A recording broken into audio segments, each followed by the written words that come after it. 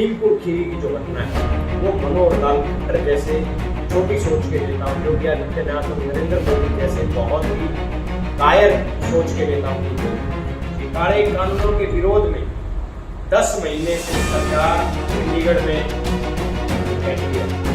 चंडीगढ़ से बाहर नहीं कर पाई हरियाणा प्रदेश की सरकार। और जब प्रियंका गांधी जैसे, दीपेंद्र हुड्डा जी जैसे, जयंत चौधरी जैसे लोग लखीमपुर पहुंचते हैं, उन किसानों का दूध बांटने के लिए जाते हैं, तो उन्हें रास्ते में बिना किसी वारंट के, बिना किसी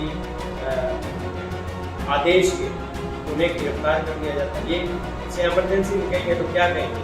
तो मुझे हैरानी है कि नरेंद्र मोदी जैसे, खट्टर जैसे, योगी जैसे छोटी सोच के नेताओं के हाथ में हमारा देश है। और मैं तो भगवान से प्रार्थना करता हूँ कि जितनी जल्दी हो सके इन निमन सतर की सोच वाले व्यक्तियों से मेरे देश को बचाएं। और जो ये कानून आप लेके आए हो, ये इन कानूनों से पूरे देश का किसान खुशी नहीं है, तो आप किस लिए भी ये कानून आप बनाए? ये कानून बना रहे हो आप अपने मित्रों के लिए, अडानी के लिए। पूरे विश्व के बड़े बड़े जो सामाजिक लोग थे, बड़े बड़े नेता थे, इसके ऊपर अपना बयान दे चुके हैं। केवल भारतीय जनता पार्टी और आरएसएस के लोगों को छोड़ के हर आदमी ये बोल चुका है कि किसानों की बात सुननी चाहिए, उनकी बात माननी चाहिए। घमंड तो रावण का भी टूटा था, तानाशाही तो हिटलर की भी खत्म हुई थी, तो नरेंद्र मोदी तो उन दोनों के बाढ़ बराबर भी किया है। तानाशाही और घमंड नरेंद्र मोदी का टूट चुका है। जमीन वाले तो जमीन बेच के खुश हो जाएंगे, जमीन बेच के अपना काम चला लेंगे। आप बिना जमीन वाले कहाँ जाएंगे? वो मजदूर कहाँ जाएगा? इसलिए मैं ये कहता हूँ, ये लड़ाई किसान की नहीं, ये लड़ाई किसान, व्यापारी, मजदूर और खेती से जुड़े हुए, चाहे रोटी खाने वाले, हर उस व्यक्ति की है जिसके घर में चूल्हा जलता है। ये चुनावी नेता है। दुष्यंत चौटाला को इस सरकार को 2 साल हो गए, कभी नामोद नहीं आए। विपक्ष में थे तो हर महीने नामोद आते थे।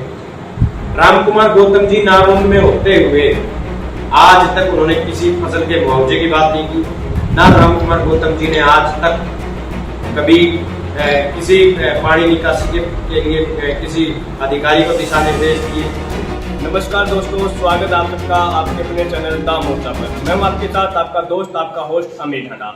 आज हम नांदोद पहुंचे हैं और नांदोद आपको जो कांग्रेस के युवा नेता है जस्सी पेटवार, उनसे मुलाकात कराएंगे और उनसे जो नांदोद में हो रहे विकास कार्य हैं उनके बारे में पूछेंगे कि क्या क्या जो है नांदोद में हुआ है, कौन कौन से नेता आते हैं या नहीं आते हैं, और जो लखीमपुर खीरी में घटना हुई थी उनके बारे में भी बातचीत करेंगे। और किसान आंदोलन जो इतने लंबे समय से चल रहा है, अभी तक उनका जो सरकार है कोई जवाब नहीं दे पा रही, कोई मीटिंग नहीं हो रही, तो किसान आंदोलन के बारे में भी बातचीत करेंगे। तो जस्सी पेटवार हमारे साथ मौजूद है।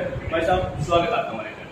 बहुत बहुत धन्यवाद आपको, आपके जितने भी सभी व्यूअर्स हैं जी, सबको मेरी तरफ से राम राम।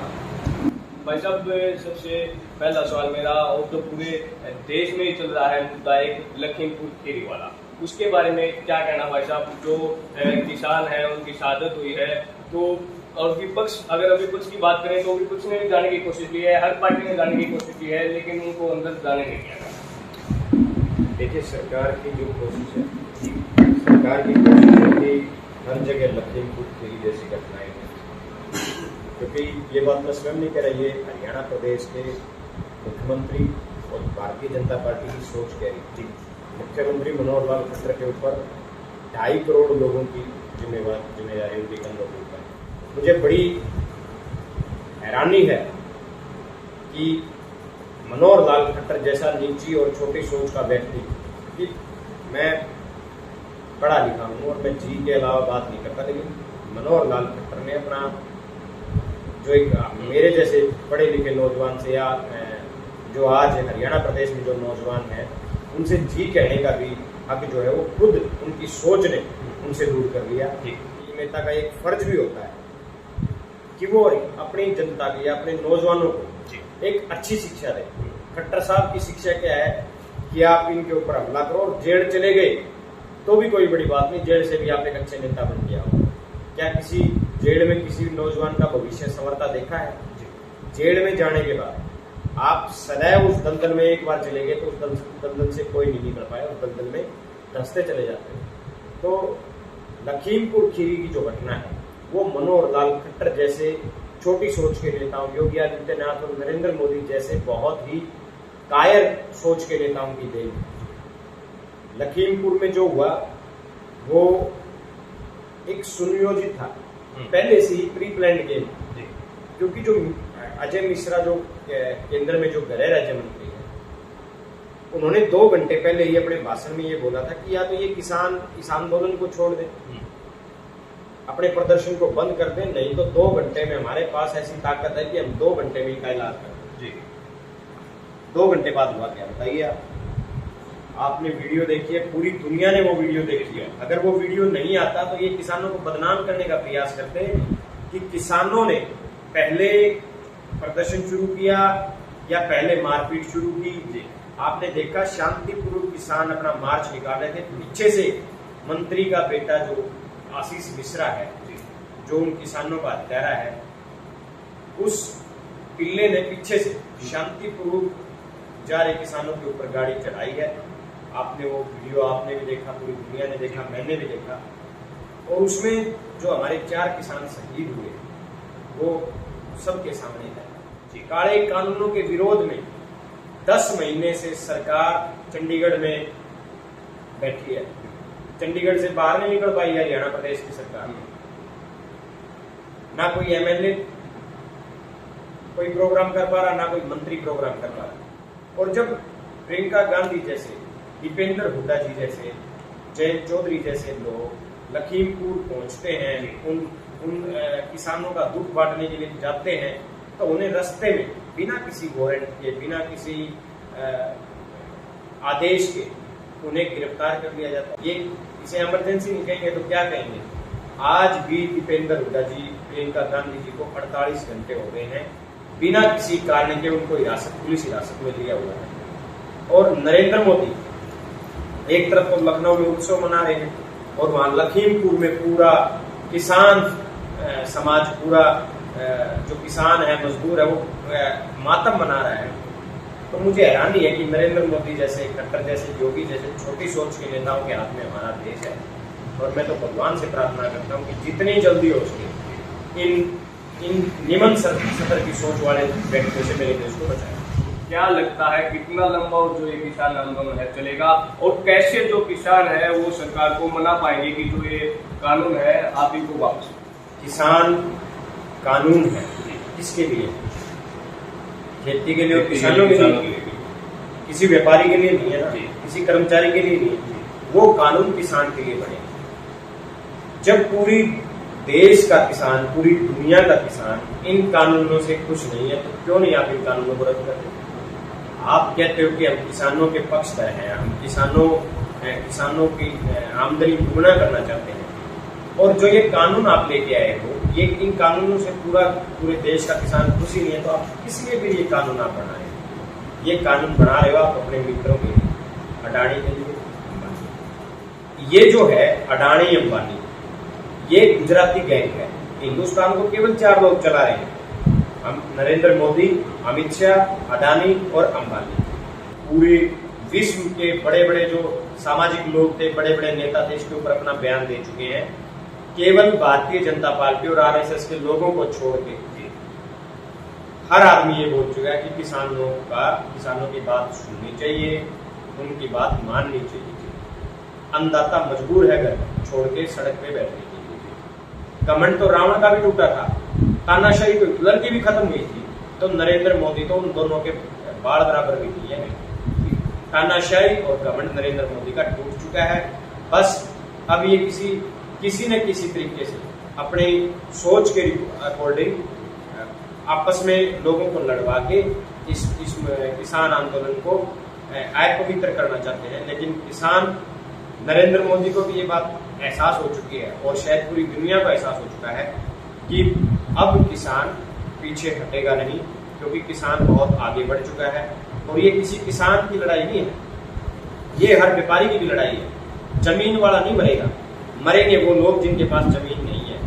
क्योंकि अगर आप 5 रुपए की चीज 50 में खरीदोगे, 32 रुपए की चीज 100 रुपए में खरीदोगे, 70 रुपए लीटर का तेल अगर आप 250 रुपए लीटर खरीदने जाओगे, आप अगर जो गेहूं है वो गेहूं आपको सरकार इतने महंगे दामों में देना शुरू कर देगा। जमीन वाले तो जमीन बेच के खुश हो जाएंगे जमीन बेच के अपना काम चला लेंगे, आप बिना जमीन वाले कहाँ जाएंगे, वो मजदूर कहाँ जाएगा। इसलिए मैं ये कहता हूँ, ये लड़ाई किसान की नहीं, ये लड़ाई किसान, व्यापारी, मजदूर और खेती से जुड़े हुए, चाहे रोटी खाने वाले हर उस व्यक्ति की है जिसके घर में चूल्हा जलता है, जिसके घर में रोटी बनती है, ये हर उस व्यक्ति से जुड़ी है। अभी वैसे थोड़ी सी आप नांदोल का चाहते हो, नांदोल की बात कर लेते हैं, नांदोल के विकास की बात कर लेते हैं और नांदोल के जो नेता है उनकी बात कर लेते हैं, बेरोजगारी की बात कर लेते हैं। तो नांदोल अगर क्या बात है, तो यहाँ से विधायक सभी जानते हैं, बड़ी बात छुट्टियों में रहते स्टार्टिंग में तो, लेकिन अभी जैसे दिखाई नहीं देते हैं। और अगर विकास की बात करें, जैसे नांदोल पहले था, या मतलब चुनाव में जो वायदे किए गए थे कि ये हो जाएगा, कुछ दिखाई नहीं दे रहा है। अभी जो हालात है, हम भी जैसे आए थे अभी सड़कों के भी वैसे के वैसे, तो नांदोल के विकास के ऊपर क्या करें? ये जो जहाँ आप नांदोल विधानसभा में बैठे हो, यहाँ के लोग बड़े क्रांतिकारी, बहुत भावनात्मक। आप कोई सामाजिक काम करने जाओ, आप कोई राजनीतिक काम करने जाओ, तो ये बड़ी भावना से, बड़े साफ मन से, बड़े निस्वार्थ होकर साथ देने का काम करते हैं। मुझे बड़ी पीड़ा होती है, बड़ा दुर्भाग्य है मेरे इस नांदोल का कि उसे ऐसे नेताओं ने लूटने का काम किया। आज जो नारनूल है वो ज्यादा बारिश की वजह से बहुत परेशानी में फंसा हुआ है। मैं पूरे जिले हिसार की बात करूं, खासकर नारनूल की बात करूं, तो हमारे पूरे एरिया में आप यहाँ से बाहर निकल के देखिए, सड़क के उस साइड जाइए, पानी भरा हुआ है, यहाँ पेट तक पानी आता है। नरमा की फसल बिल्कुल बर्बाद हो चुकी है, और अगर पानी की निकासी ढंग से या बहुत जल्द नहीं हुई तो जीरी की फसल भी कंप्लीटली, क्योंकि चुनाव जो व्यक्ति लड़ता है वो गली दरवाजे भटकना उसकी मजबूरी होता है प्रचार प्रसार के लिए। मुझे बड़ी हैरानी है कि रामकुमार गौतम जी के मन में शायद ये दर्द होगा कि उन्हें मंत्री नहीं बनाया, लेकिन उनकी सरकार है। मनोहर लाल खट्टर नारनूल में सबसे ज्यादा भरोसा रामकुमार गौतम जी के ऊपर करते हैं। दुष्यंत चौटाला जी को लोकसभा में यहाँ से जीत मिली, दुष्यंत चौटाला जी की पार्टी की तरफ से यहाँ रामकुमार गौतम जी विधायक बने। आज नारनूल के पास सत्ता में बहुत बड़ी हिस्सेदारी है। कैप्टन अभिमन्यु सत्ता में है, दुष्यंत चौटाला सत्ता में है और रामकुमार गौतम सत्ता में है, लेकिन नारनूल के लिए तीनों में से कोई आवाज नहीं उठाएगा। तो बात वही है ना, बावजूद उसके सरकार है, आपने जैसे गिनवाए, कैप्टन अभिमन्यु यहाँ से है ना, दुष्यंत अपने डिप्टी सीएम है, रामकुमार जी गौतम की अगर हम बात करें तो यहाँ से विधायक है, लेकिन बावजूद उसके जो विकास कार्य होने चाहिए बेवकूफ होने रहे। कारण क्या? कारण मैं बता रहा हूँ ना, कारण ये है कि ये चुनावी नेता है। दुष्यंत चौटाला को इस सरकार को 2 साल हो गए, कभी नारनूल नहीं आए, विपक्ष में थे तो हर महीने नारनूल आते थे। रामकुमार गौतम जी नारनूल में होते हुए आज तक उन्होंने किसी फसल के मुआवजे की बात नहीं की। ना रामकुमार गौतम जी ने आज तक कभी किसी पानी निकासी के लिए किसी अधिकारी को दिशा निर्देश दिए। कैप्टन अभिमन्यु जी की सरकार हरियाणा प्रदेश में भी है, केंद्र में भी है। ना कैप्टन अभिमन्यु चुनाव हारने के बाद कभी नारनूल आए, ना कैप्टन अभिमन्यु जी ने किसी अधिकारी को दिशा निर्देश दिए, क्योंकि आज नारनूल के लोगों के दिल में ये दर्द है। मेरा जनसंपर्क अभियान चला हुआ है, उसमें लगभग हमारे 10 से ज्यादा गांव कवर हो चुके हैं। फसलों में आज, क्योंकि मैं जब मैं जमीन उस किले के अंदर में देखता हूँ, जहाँ नरमा की फसल के अंदर जाते हैं, धान की फसल के अंदर जाते हैं, मेरे पेज से, मेरी सोशल मीडिया से आपको फोटोज भी अवेलेबल हो जाएंगे, यहाँ तक पानी है, मतलब काफी नुकसान किसानों को। ये फसल मर चुकी है, अगली फसल तक की बुआई की बहुत कम संभावनाएं